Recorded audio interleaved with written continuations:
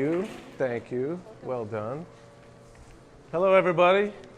You guys should move up to the front. There's having your pizza. Can you guys hear me all right with this? All right, so how many sports fans are here? I know we got a Brewers fan right here, a couple of them. It's cool. Thanks, Pastor Don, for inviting me here. I don't do this a lot. I don't speak a lot because I'm so busy and I travel so much. So, but I did want to do this, and you can thank Don's persistence for that. So I'm happy to be here, and I've actually, the last time I was on this campus, my cousin plays in a band, sings in a band. I guess you can't call it plays because it's an a cappella group, Home Free. Did anybody go to that show? So he sings bass. His name's Tim, and he's the one who goes way low. So they're doing really well. They won that show, the Sing-Off. So they got a 2-year record deal. That was the last time I was on campus, and that was a beautiful arena or a venue, and I enjoyed coming here. And I've actually told my daughter, who's 16, that maybe she should look at Wisconsin Lutheran. I think it'd be maybe a good place for her to come. So how many students of this university are here? That's all you guys? All right. Is this your hangout right here? The Woo? The Woo? All right. That's good. All right. Well, Don forced me to give him an outline, and I'm really bad with outlines and rules for the most part. So you guys have grease all over your hands because you're eating pizza. So you're not going to hurt my feelings if you don't take notes or anything. I don't really want you to take notes. I'm getting to the age now where a lot of folks are asking me for advice, and that's really an awkward position for me. So I don't give it well, and I don't feel like I'm in a position to offer anything significant, but people tell me otherwise, so I'm going to do my best up here. But I would actually rather be in front of a camera in front of 20 million people than sit here in front of all your faces. I was awful in speech class, believe it or not, in high school and college, and used to get really nervous. So it's kind of amazing that I'm even a broadcaster. So does everybody know what I do, by the way? I should ask that because some people may not, but I'm the voice of the television voice of the Milwaukee Brewers. That's number one job. Number two job, I work for Turner Sports. So Turner Sports is TBS, TNT, True TV. I do the NCAA tournament. I do the MLB playoffs. I just finished the Cubs and the Cardinals series on TBS. I also work for CBS Sports, so I do a handful of NFL games. I just did one week 7. I did the Rams and the Browns. You might remember Josh McCown slipped on the concrete, fell down, and ended up being injured. And so that was kind of a blooper reel situation. But so I do a handful of those games when I can. I don't finish the baseball playoffs until mid-October. And then what I really like to do is produce videos and help tell stories. And I have a foundation. This friend of mine whose name is Greg Marshall, we have a foundation called The Point, and we produce videos for nonprofits that either don't have the means or the funds to produce their own videos, their fundraising efforts, or don't have a sense of the storytelling idea. And so we like to help them out. So we've done, I think, 6 now, maybe. Yeah, we've done 5. We got the 6th that's finished. We just need to get approval on it. So my latest venture, and I want you guys to jump in with me if you can. I'd love to have you reach out and help this organization. I'm not shaming you into it, but it's an organization called Exploit No More. So it's E&M, and it's a faith-based operation, and it deals with human sex trafficking and how we can help that problem and help alleviate that problem, and mostly how we can try to rescue some of these girls, get them in a position where they have a home to where they can feel safe, and we can get them off the streets and out of the situation, and then they can go testify against some of these just awful, awful human beings who are stealing boys and girls, teenagers, and running this human sex trafficking. If you don't know, Milwaukee is one of the, unfortunately, it's one of the highest volume sex trafficking areas in the country. So I don't claim to know that world very well, but I do know that they need help. So we produced a video for them, and you'll start to see it here, I'm sure, over the next month or so. And we helped them produce we funded it, and we helped them produce a video that will allow them to go into their fundraising efforts and hopefully raise a lot of money and build this house. So that's kind of what I do, and I'm a family man, like she said. I do love my wife and my daughter. My daughter's 16, so she's at Arrowhead High School. Any Arrowhead people here? Any Lake Country people here? Any Milwaukee people? Oh, I see. Okay, you guys. So yeah, I came from the West. But you might hear a little Texas accent in me. That's because I'm from Austin, Texas, live music capital of the world. And I grew up there, and I was a big Stevie Ray Vaughan fan. Anybody know who that is?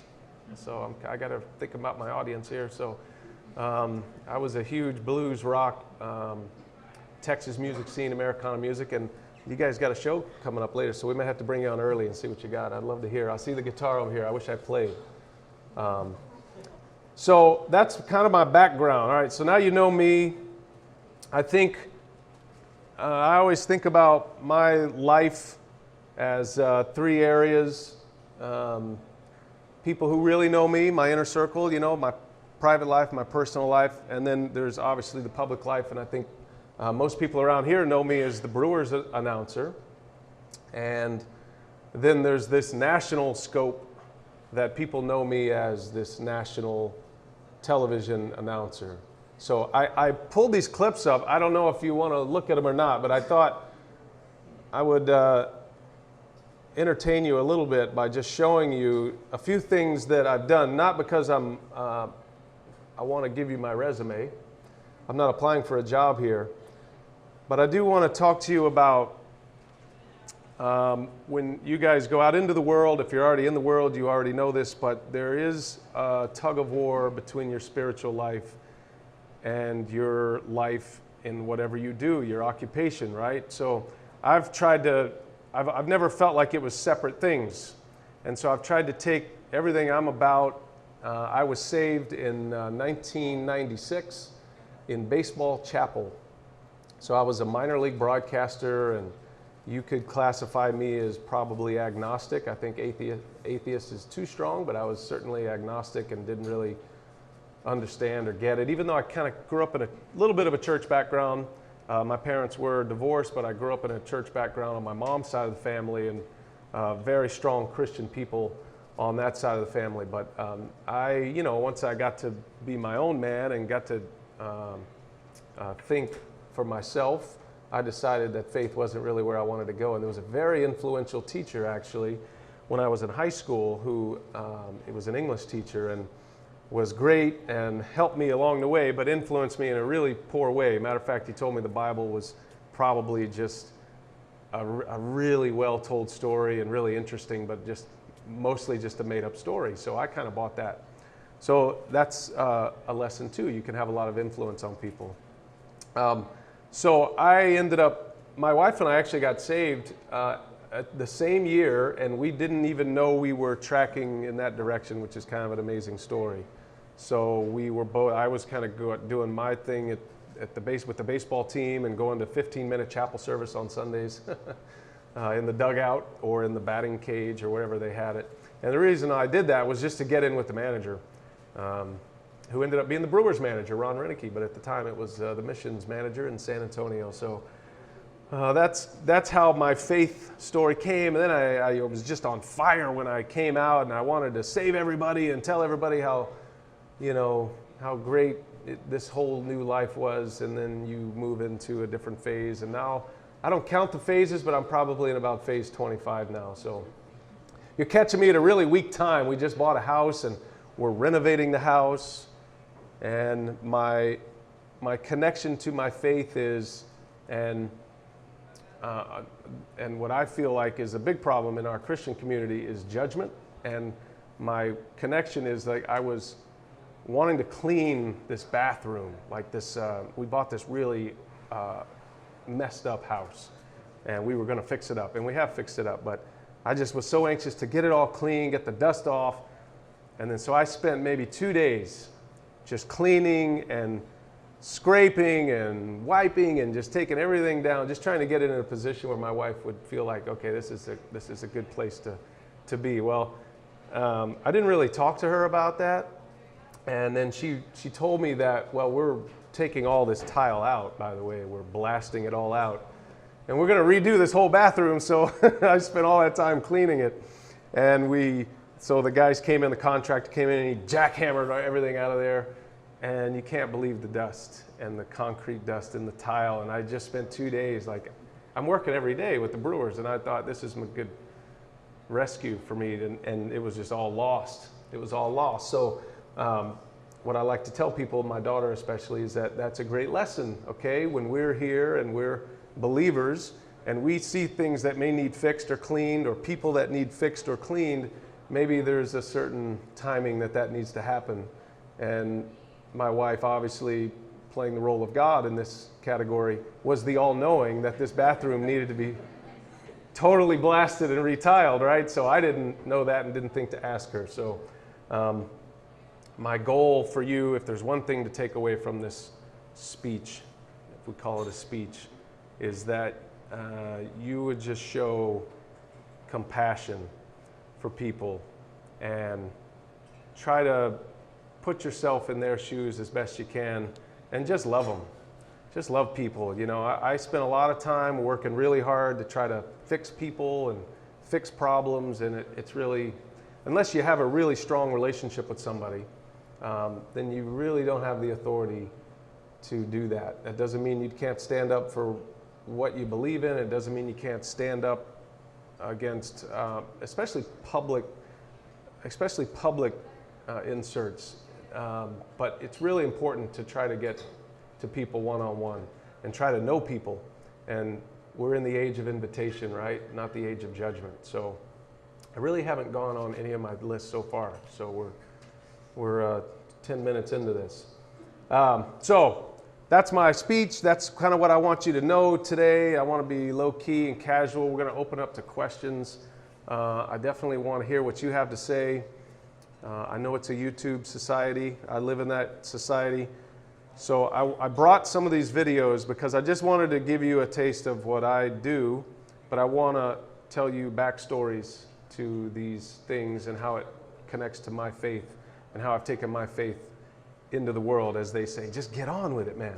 So scoreboard is really important. I use a lot of sports metaphors. And so I tell my buddy Greg all the time, and lots of folks, that scoreboard matters, okay? And when I'm talking about scoreboard, I'm talking about your circle, how you can deliver in that circle, how you can be great in that circle. Doesn't mean great is defined in a lot of ways. Doesn't necessarily mean great is defined, if you don't know how to play guitar and you get up here and play guitar, you're not going to be great, okay? But if you really learn it and you learn 3 chords and you get up here in front of a crowd and you bang out 3 chords and sing a song, that's great.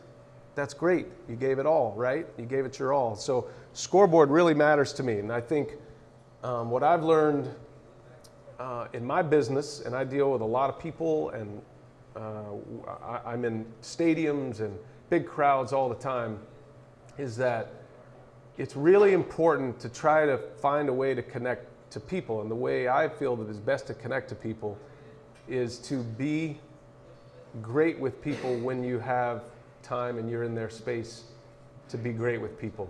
And so when I say scoreboard, I know that if I end up on television on a certain game that's watched by 20 million people, that's going to give me a little bit of authority in some circles. I don't claim it as my own. I don't pat myself on the back. When I do go there, I try to peel that back, because you're going to accomplish great things, all of you. And it's really important to give yourself that pat on the back when you do accomplish it, acknowledge it, and move on, okay? So everything that I've done in my career, I want to accept it and be thankful for it, and then let's move forward. So this first clip I want to show you, we don't have to watch the whole thing, but I just searched these on YouTube today, by the way. So I figured they were on there because they were pretty big games. And I found 3 of them, 3 big ones. So this game, as you can see, is Notre Dame and Kentucky. Does anybody know about this game? If you do know about this game, raise your hand. It's okay if you don't. So here's the thing. The winner of this game would go on to play the Badgers in the Final Four. Okay? And at the time, prior to the Badger-Kentucky game, this game I'm going to show you, it's just maybe 2 minutes. This was the highest rated college basketball game in cable television history. 22.8 million viewers watched this game. And I'm in front of a microphone, it's actually a headset, but I'm the one who's got to lay the soundtrack down for this. I'm working with Chris Webber. Anybody know C. Webb? Great basketball player back in the day. And then Lynn Elmore, way back in the day. Lynn Elmore was my other partner. So yeah, there you go. There's an old timer. So I'm going to play this for you, and then I'll tell you the circumstances of the game, and then maybe you guys can ask some questions if you want, but it's interesting. Let's see if this all works. Our AV team is on fire. Let's go. 18 lead changes. Kentucky just took the lead with that three. Does Notre Dame have an answer? Zach Oaker's back in the ball game with his full shot. Shot clock at 1 and Grant as the shot clock expired. Irish back on top. 15 points for Jaron Grant. His dad loves it. Wow, big shots. 1-3 to another. First Harrison, then Grant. Bam! How many feet would you say that was? 35? Wow. So very humble. It's just 3 minutes, so I'm going to move to the end here. Foul shots coming. So this is, you're getting to the end of this game. Harrison on the tape and a block. Foul shots coming for Andrew Harrison. Doing what he does best. And he'll go to the line to try to get Kentucky the lead. Well, Harrison got a head start right here. Jackson steps up, and he starts to lead as Harrison does a nice job of trying to sidestep. And you can tell by the direction in which Jackson fell that he leaned the wrong way. Big time free throws. Andrew Harrison.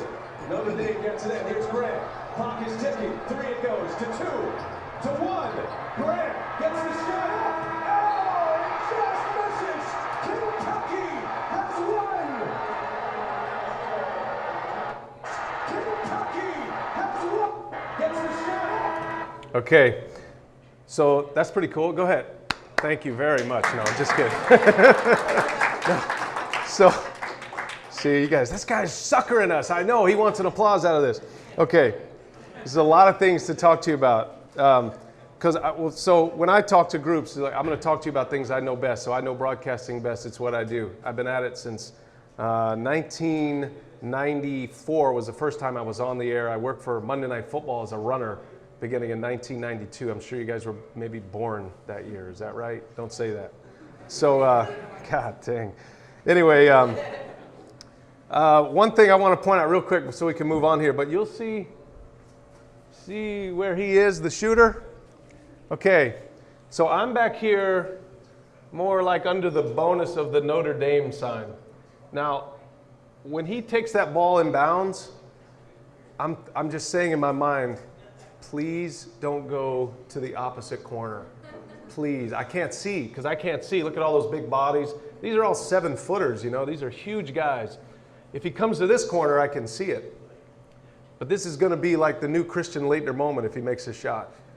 So he drives down all the way into the corner, and I can't see, and I'm literally praying while I'm calling this game.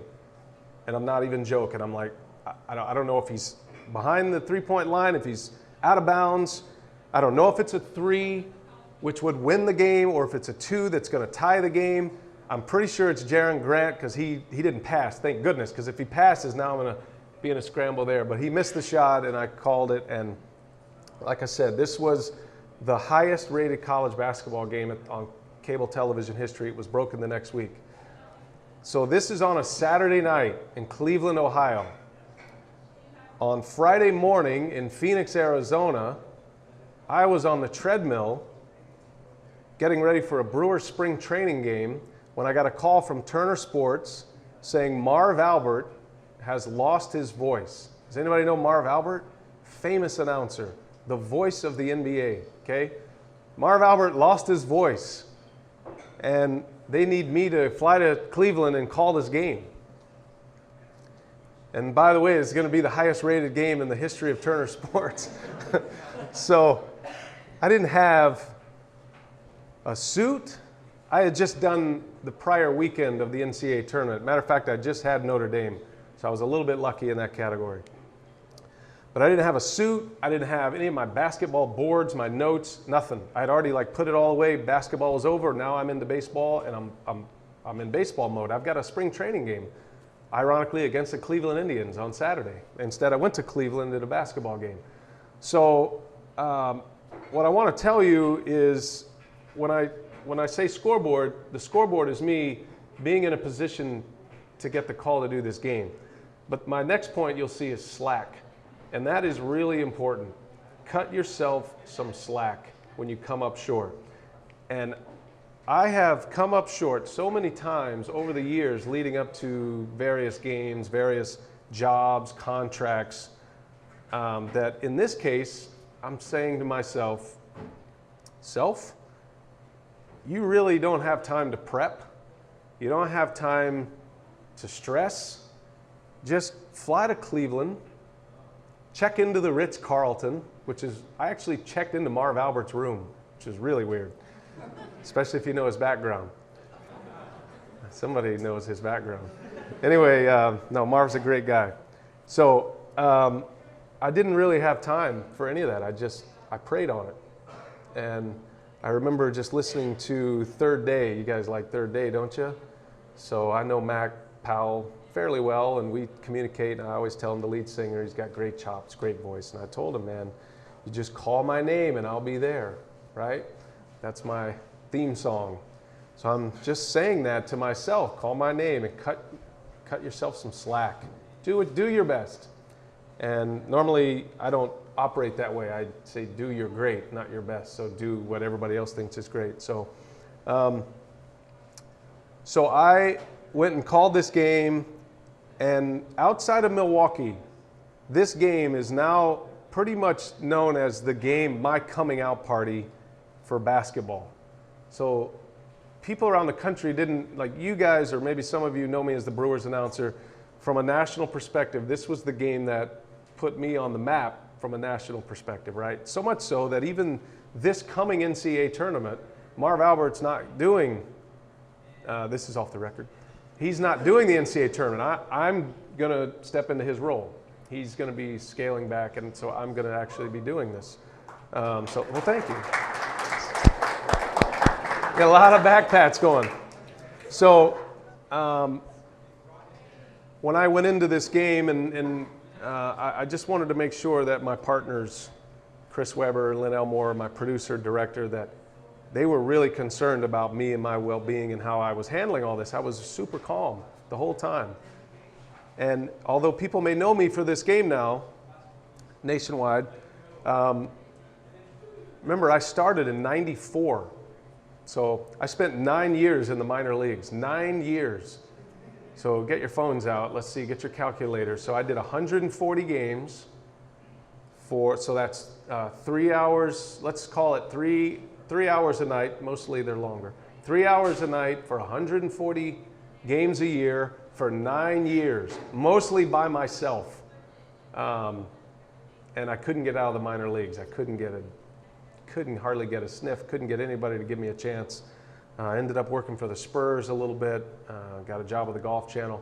But it's so funny when I do this game and then people say, whoa, there's a new voice on the scene. Like, I've been doing this for 21 years, and so I'm the new voice now. So you have to take all of this with a grain of salt, and you have to understand that there's going to be praise and there's going to be criticism, and it's important to cut yourself some slack. So I think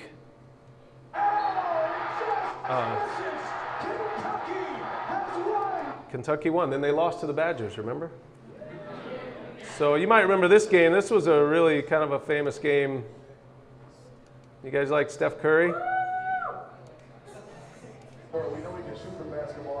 see if I can find the right spot for it. Isaiah Thomas told me the best play in basketball is the That's pump Steve fake, and I Smith, agree. If you see that pump fake, gave him my a partner lot for of this. space in and knocked that down.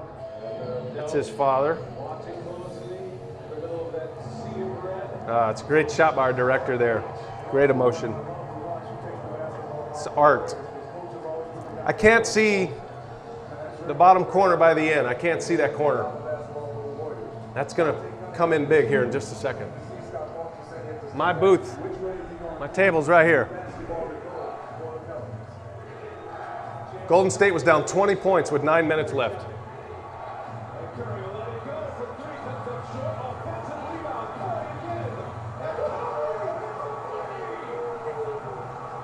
Tied the game.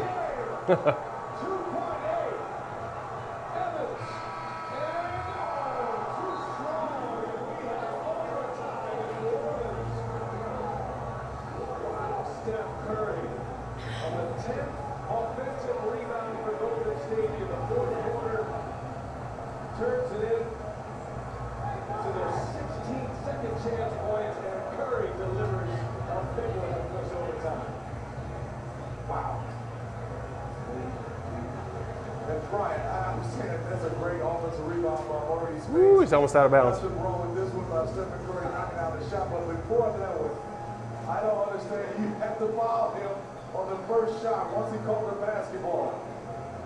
It's amazing. It is amazing what Steph Curry can do with a basketball. Cool.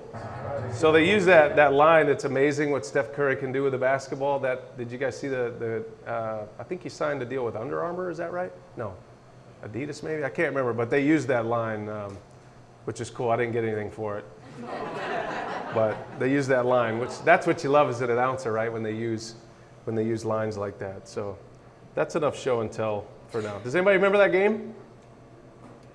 That was quite an amazing experience. That was really cool.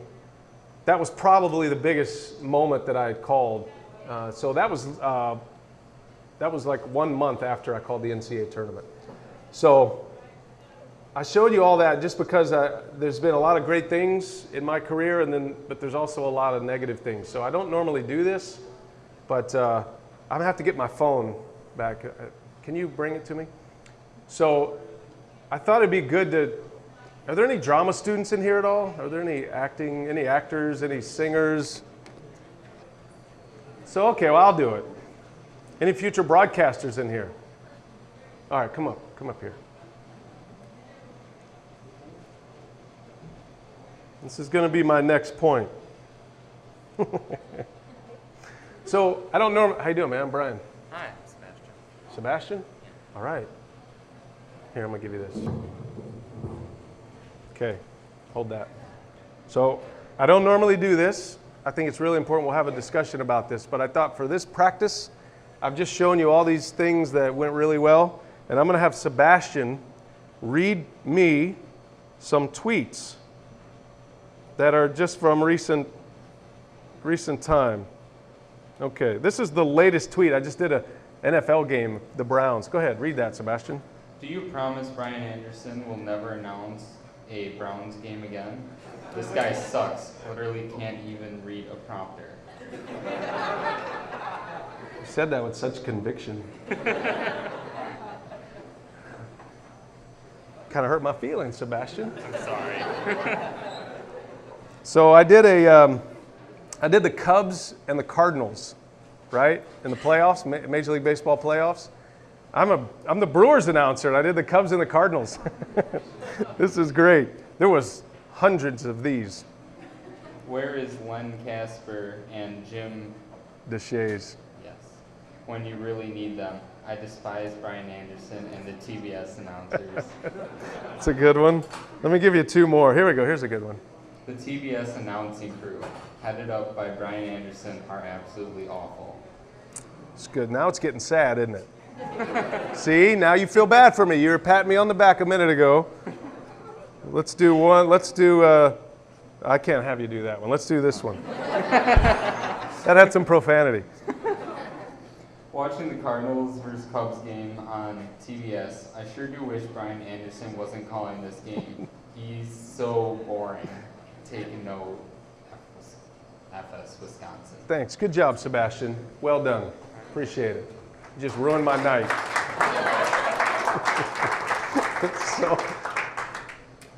All right, so we get in the picture here. Cut yourself some slack. Really cool stuff. You guys are looking at me like, dang, that guy called Kentucky Notre Dame. He's living out his dream. But there's a whole wave of people who, they don't like me. They don't, their team lost. It's just the way it is. I don't envy you guys because the social media world has, and I'm on Twitter, but I'm not public Twitter. And I get ripped for that all the time. Like, oh, yeah, get on Twitter so I can yell at him. But I'm on it and I follow. But when I say cut yourself some slack, that's what I'm talking about. Because, I've accomplished a lot in this business. I won, last 2 years, I've been the Wisconsin Sportscaster of the Year, right? But none of this stuff matters.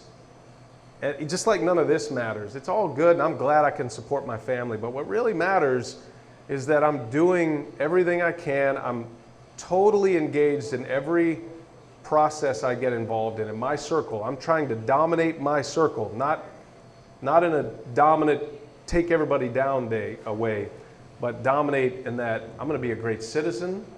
I'm going to be great for my partner on that particular night, the folks in the truck, the crew, and I'm going to make their jobs easy. When I come in, I'm going to try to have a smile. I'm going to try to be this presence. So every day, people just hopefully can look at me and say, we're better when he shows up. Now, that's not always the case. I have my bad days just like everybody else. But that's what I try to do every day. And I try to check myself throughout the day if I'm complaining a lot or if we're getting into it's a long season and the Brewers played terrible last year and wow, it's just hard, it's just hard. Like this guy's feeling my pain. He knows. He knows how bad the Brewers were, right? So that's where the next one comes in, okay? So we talk about scoreboard, and I was able to get on these huge games, these massive events, and did well. Critics were, praising me. I actually got a multi-year contract out of it. Another pat on the back. So cut yourself some slack. Know when you can. Know how much like if you're going to take a test. I tell my daughter this all the time. Do your best to prepare, but make sure you block that window to study and calm yourself. All those things that help you be your best, that help you do your best, right? And I don't want to be into the cliches like just give your best. No, you got to bear down. You got to be a grinder and a gamer. There's nothing better than being called a gamer. And a gamer is somebody who shows up no matter what, who delivers no matter what, who can be pliable, who can move, who can take outside sources, things that they're not planning on and deal with it. That's a gamer, okay? So I want you all to be gamers out there in the world. I want you to help other people become gamers. No excuses, just do what you can. So when I get to the scoreboard part, that's great. I show up and do all these things. Cut yourself some slack when there's people like on Twitter and it's easily accessible. You can go search it right now. You'll find plenty of hate out there for BA, okay? And then I take you to root, all right? And one of the most important lessons that I learned was, I struggled through the minor leagues, couldn't get a job. I finally got a break on ESPN calling the AA All-Star Game, which was cool. It was the first time I was ever on television. And then, so I did that 1 year. And then the next year, a really good friend of mine, who was also a minor league broadcaster, I got a call from ESPN saying, is there anybody that you know that you would trust to put on the next season's broadcast? Because we really needed a dugout reporter. We needed more people who knew the minor leagues. Like I was the only person who knew it. I worked with Rob Dibble that day, so he really didn't know anything about it. So I said, yeah, there's this guy, and I recommended him, and they hired him. And long story short, that was in July. That was in June, actually. By August, he was doing Major League games for ESPN, and I was doing Little League regional World Series games. And I was kind of thinking, man, I just helped this guy out, and they hired him. That's wrong. That's just weak. I shouldn't have helped him out. Now, all my friends and all my people, you can't be propping people up like that.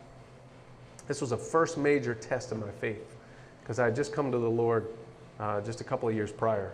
So here I am selling this guy hard, and then he got the job. Like, they hired him over me, and I was trying to make it still, and I'm stuck back in the minor leagues. He goes on, does a bunch of ESPN games, and ended up working for the San Diego Padres, still a good friend of mine.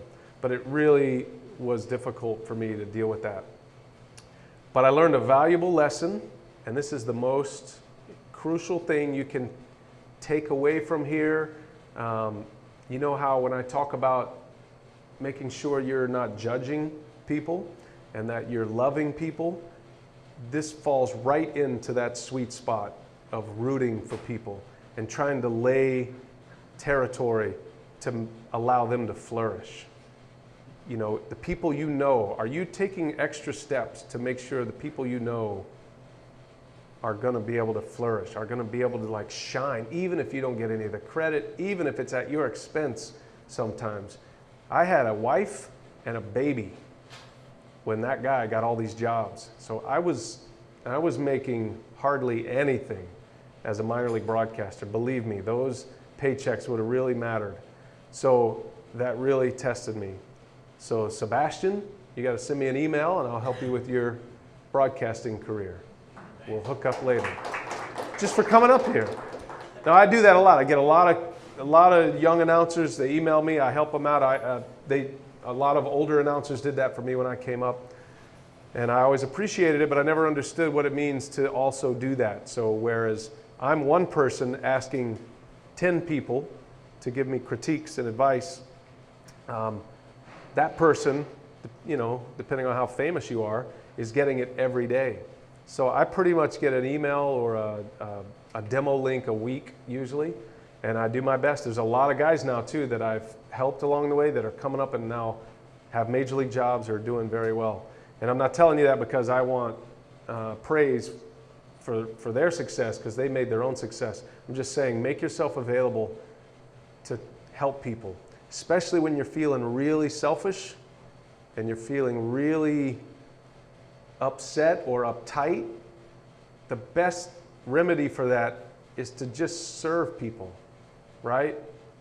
A lot of it's turned into Christian cliches, and people will turn you off, and you're going to catch a lot of that as you move on. But just serve people. Like, I promise you, you go serve people and try to help people, you're going to get so much out of it. And that's one reason why we're involved in, you take, my expertise is in filmmaking and storytelling and television. So I believe God gave me these gifts, and so I'm going to try to use it to help other people do that. So that's one of the reasons why we jumped in with Exploit No More to try to do videos for them. So root for other people, all right? You know who your circle is. Be great friends. Call them out if they need calling out, but do it in a loving way. You know, you all know how to handle that. No pastor, nobody can tell you exactly how to do that. You know relationships, but the template is there, that just root for people. If you show them that you're going to do whatever it takes to help them and push them forward, and maybe lay the groundwork for a job or a career that maybe you'd like to have, but it kind of makes sense that they get it, man, go for it. I promise it'll come back around. It's really probably the most important thing, and it's really probably, it probably models Jesus more than anything that we do in the world, because he did that for us, right? That's what he does for us.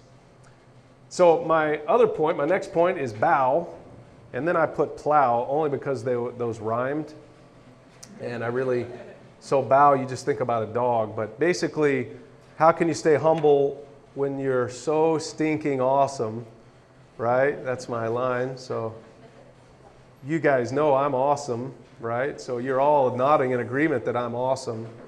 I think I'm the most humble person I know. So that's a joke, all right? You get it.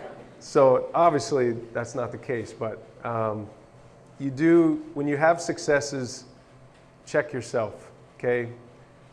Thank the people that help put you in that position. Hopefully, this is going to be a pay it forward and round you go, where you help somebody, you root for others in a tangible way, and then they're doing the same with you, and they create opportunities for you.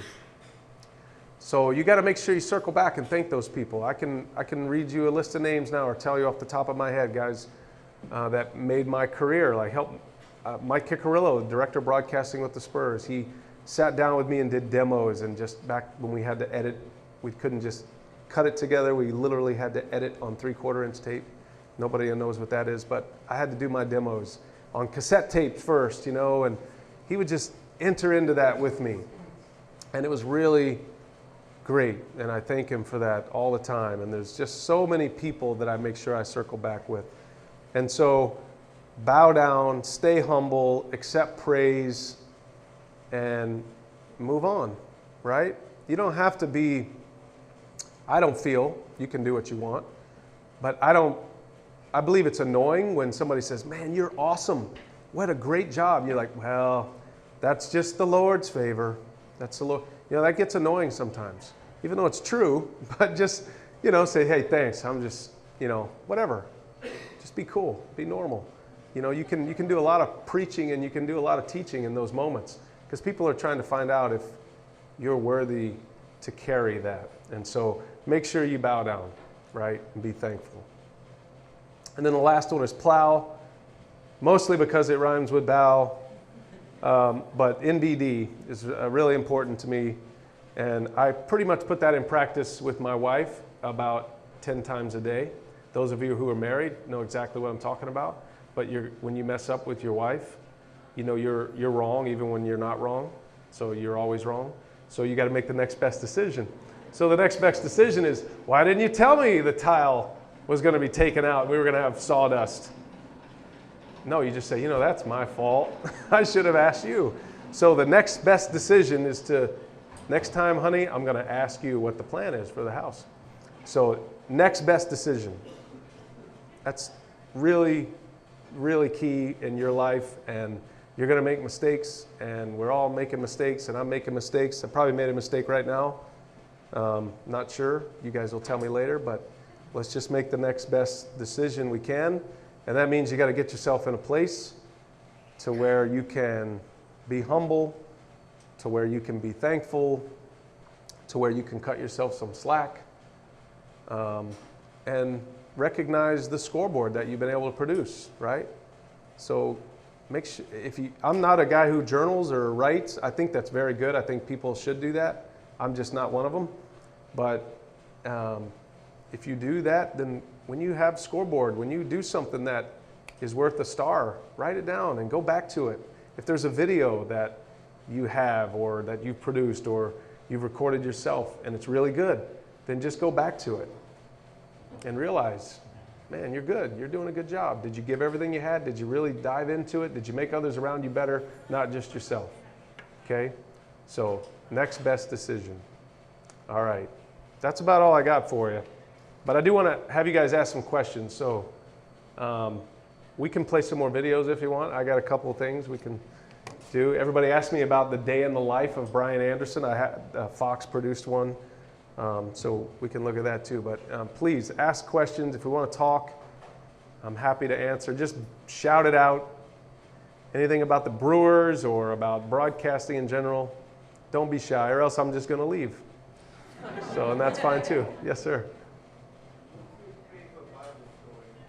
Favorite Bible story? Is that what you said? Favorite Bible story?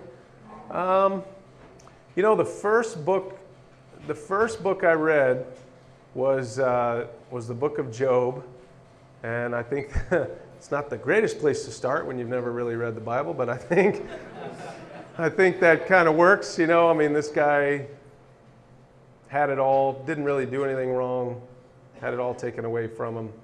So I think, you know, the first chapter of Job is, if you're finding somebody who's having a hard time being humble, it's a great place for them to start. So recommend Job, but that's my favorite story. This man had it all taken away from him, not by his own design, and he withstood, he weathered the storm, and he came out on the other end, and we should all try to aspire to be that faithful, which I'm not sure we can, but we can try.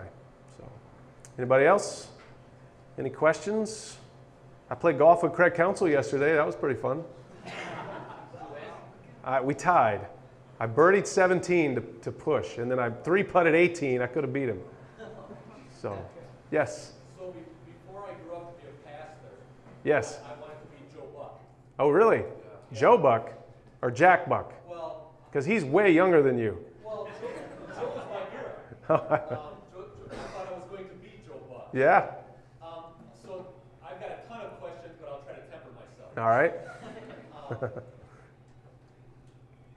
How do you handle your family with all of your travel, and how did they handle it? Yep, it's the hardest part of my job. So this past season, the 2015 season, I worked 190 events, and that's a lot. So that's the most I've ever worked. Now, obviously, baseball is a massive schedule. That's about 100, and for me, we televise 150 games. I missed 30, so it's 120 regular season. I do 10 spring training games. I think it is a lot like being in the military. So when you're in the military, you leave and then you come back. You have to come back into your circle, your society. And for me, that's happening right now. So I just finished. Mid-October, I did the baseball playoffs, and the next weekend I went and did an NFL game. So I've been off for 2 weeks now. So I'm trying to reacclimate with my family, and there's rhythms at home. And, you know, it can cause a lot of frustration, and there's some arguments. But I think for the most part, it takes me trying to eliminate the power of coming home, and now daddy's home, now husband's home, everybody bow down. So you got to kind of let, my teenage daughter has her rhythm. You know, she's in dance, and she's, you know, school, and she's got everything she does. And my wife's been on that schedule with her, and they're really tight. And so I'm trying to come back in. So it mostly just it boils down to checking your ego, really, because I want things to be easy and smooth and peaceful, but they're just not, especially when you have teenagers, right? You guys probably are teenagers, or you just have been, so you know it's kind of a whirlwind. So you're trying to be the best dad you can, but that's the hardest part. It's the glamour of this job and flying all over the country and going to these great places and staying at 5-star hotels and working events like this. That's the glamour. That's like when you're in the pocket, and that's what you want to do, and you're providing the soundtrack for these moments that are going to be replayed forever and ever.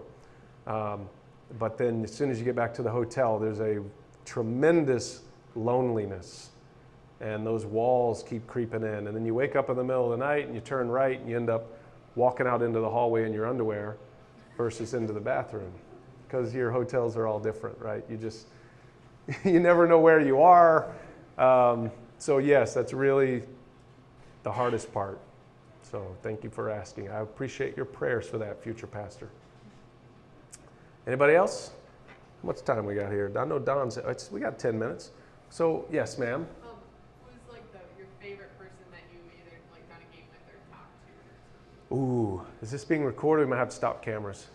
Favorite person I've done a game with or talked to? So I worked with a lot of great people, and I find myself looking over and saying to myself, man, I had a poster of that guy in my room when I was growing up. So I worked with Cal Ripken Jr., right? Everybody know him? Cal Ripken Jr.? So I work with him a lot. I work with Dennis Eckersley in the baseball playoffs. He's in the Hall of Fame. Still got the sweet moss working, the sweet hair. And Chris Webber, what a great player he was. John Smoltz has become a good friend of mine. So John Smoltz is a really strong Christian that came and did an event with me, and we worked the playoffs for a couple of years together. We're friends now, and he's, you know, we're kind of to the point now, he just got inducted into the Hall of Fame this year, so the Baseball Hall of Fame. So those are the group of guys that I look over and go, man, this guy's amazing. And I can't believe I'm working with him when I used to kind of want to be out on the field with him. But I will say Bill Schroeder is my partner with the Brewers. I've been with him 9 years, and he is A+. Person, teammate, friend, all these things that I mentioned, he does without even having to give Don an outline about it. He just does it. He's the perfect teammate because he's got your back. And he's just a big old New Jersey guy that lives in Wisconsin, and he's huge. and he's just got your back. Like, he's just your big brother. So I love working with him and being around him. Yeah. Yes? Favorite basketball player is now Steph Curry. Although, I will say that I really enjoyed, over the last few years, because I do basketball for Big Ten Network, I really enjoyed being around the Badgers basketball team. Kaminsky and Decker and just all those guys. I really enjoyed that group. Kaminsky and Decker have moved on. I'm doing the Badgers opener next Friday on Big Ten Network, but those guys, I don't know if they'll be stars or not, but the way they interacted with each other, they had something special there. It's easy to see why they went to back-to-back Final Fours. So LeBron James, I called his playoff series 2 years ago, and my experience with LeBron James was interesting because he's really great. He wore a microphone for us for game one, which was special, and we got this great sound out of him that we come back from commercial with. But I remember one sequence in the first quarter when he was on a breakaway. He was playing for Miami at the time, and I'm at center court, and he gets a long rebound, and now he's on a fast break by himself. Now he's 6'8", right, 260, and he runs like a 4.5 40. He's just a behemoth of a human being. He's just sculpted, and I can just remember him running by, and like just, it sounded like a horse. You could just hear him, and he was directing traffic. I'm like, gosh, this guy, there's nobody like him. And he went by, and the wind, the LeBron James effervescence just went by me.